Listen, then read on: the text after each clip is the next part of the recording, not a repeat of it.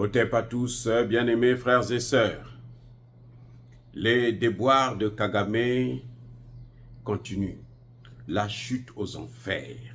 Vous savez, lorsque vous faites du mal à un peuple, lorsque vous détruisez un peuple, lorsque vous persécutez un peuple, il arrivera un moment où vous allez finir par être vous-même neutralisé. Vous allez finir par chuter. Parce que, vous savez, Paul Kagame est arrivé à l'apogée. Il est arrivé au sommet de sa gloire. Quand tu arrives au sommet, là, après là, il n'y a plus rien. Il n'y a que Dieu. Comme tu ne peux pas te mettre au même pied d'égalité que Dieu, tu vas descendre. C'est ce que les Américains sont en train de subir actuellement. Ils sont arrivés tellement haut. Et vous savez, le problème, c'est que Dieu, quand il veut vous détruire, il vous rend complètement fou. Et vous croyez que vous êtes au-dessus du monde entier. Vous êtes plus que Dieu. Ou bien vous êtes l'égal de Dieu. Oh, il n'y a personne qui peut égaler Dieu. Quand vous arrivez au sommet de votre gloire, après là, vous ne pouvez plus avancer, vous devrez forcément descendre. C'est ce qui est en train d'arriver à Paul Kagame et au Rwanda. Ils ont tellement massacré les Congolais. 18 millions de morts.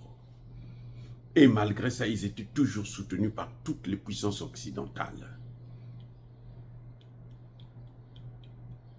Mais la pandémie politique est en train de les atteindre, les massacrer, les ravager, y compris leur grand patron, les États-Unis. Alors, Paul Kagame, je vous ai dit la dernière fois qu'il utilise maintenant des enfants, des jeunes enfants, 14 ans, 15 ans, 16 ans, meurent en RDC, dans les combats. Comme ils sont armés, que voulez-vous que l'armée, les militaires congolais puissent faire? Ils sont obligés de tirer. Ben oui, pour les neutraliser. Et quand ils viennent voir à la fin, ce sont des enfants.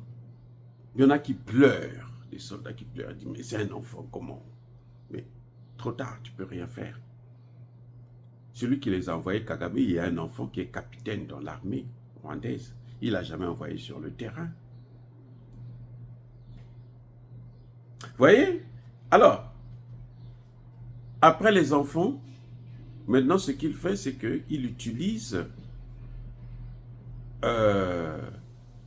les soldats rwandais qui sont à l'étranger. Dernièrement, il a pris une partie de ses troupes au Centrafrique qui sont venus renforcer les gens de Goma. Vous savez quoi? 400 sont morts. 400. 400.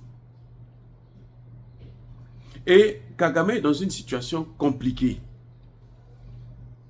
Il a toujours dit que ce n'est pas lui qui est au Rwanda. C'est une affaire entre les Congolais. Donc Kagame ne peut pas se plaindre. Il ne peut pas se plaindre qu'il a des soldats qui meurent en RDC. Il ne peut pas se plaindre pour ça. Vous voyez comment? Le gars s'est fait piéger. Kagame ne peut même pas se plaindre de crimes de guerre. Parce que quand on les massacre, il ne peut pas se plaindre. C'est-à-dire qu'il n'a aucune revendication à faire puisque ça se passe au Congo entre les Congolais. Et maintenant, ce qu'il fait, c'est qu'il veut maintenant faire une coalition avec, comment vous l'appelez, Museveni, et puis Ruto. Ils sont en train de faire des exercices militaires là au Rwanda pour voir comment ils vont faire pour intervenir dans la forêt congolaise. La forêt congolaise, c'est notre forêt. Nous la maîtrisons. Parce que quand nous parlons même aux arbres, aux animaux, ils nous comprennent, ils nous écoutent. Donc c'est fini là. Il est aux abois. Il est aux abois. Il peut placer ses soldats au Centrafrique, au Congo-Brazzaville, au machin, pour attaquer, pour chercher à occuper le Congo, là, c'est fini. D'ailleurs, les Américains ont tout compris. C'est pour ça que les Américains maintenant misent sur Ruto. Comme lui aussi c'est un mouton, à dos mouton, il est en train de faire ce qu'on lui demande de faire. Lui, il a été investi, initié. En s'asseyant sur la chaise de Joe Biden, il croit qu'il a reçu la Coupe du Monde. Non, en Afrique, là, on s'en fout de ça. Les gens s'en fichent maintenant.